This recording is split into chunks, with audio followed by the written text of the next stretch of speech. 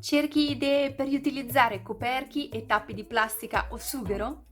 Ciao, io sono Letizia, creativa del canale Vivi con Letizia dove puoi trovare tantissimi progetti di riciclo creativo, fai da te e trucchetti per casa. Oggi ti mostro ben 8 idee per riutilizzare coperchi e tappi di plastica, oppure anche di sughero. Se ti piacciono tutorial come questo, ti consiglio di iscriverti adesso al mio canale cliccando su iscriviti e sulla campanella per non perderti nessuno dei prossimi video. Se invece questo video non ti piace, lasciami pure la tua critica costruttiva nei commenti. Ora passiamo al tutorial. Continua a guardare!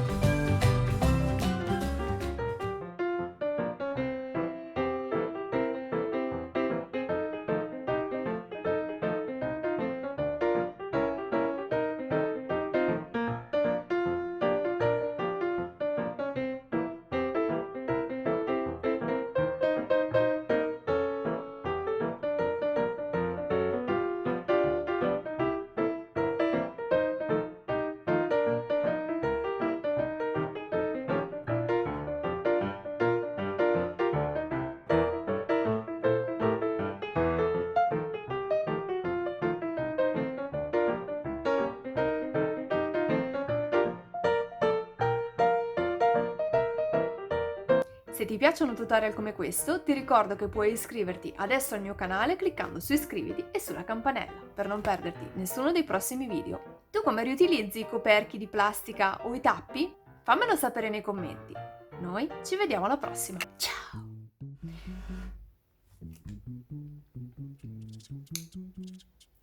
Oggi ti mostro ben 8 idee per riutilizzare coperchi di plastica o tappi di plastica o di sughero.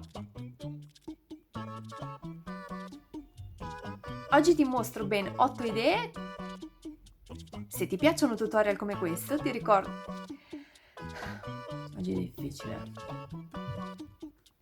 Se ti piacciono tutorial come questo... Se ti piacciono tutorial come questo, ti consiglio di iscriverti adesso al mio canale per... sì. Tu come riutilizzi i coperti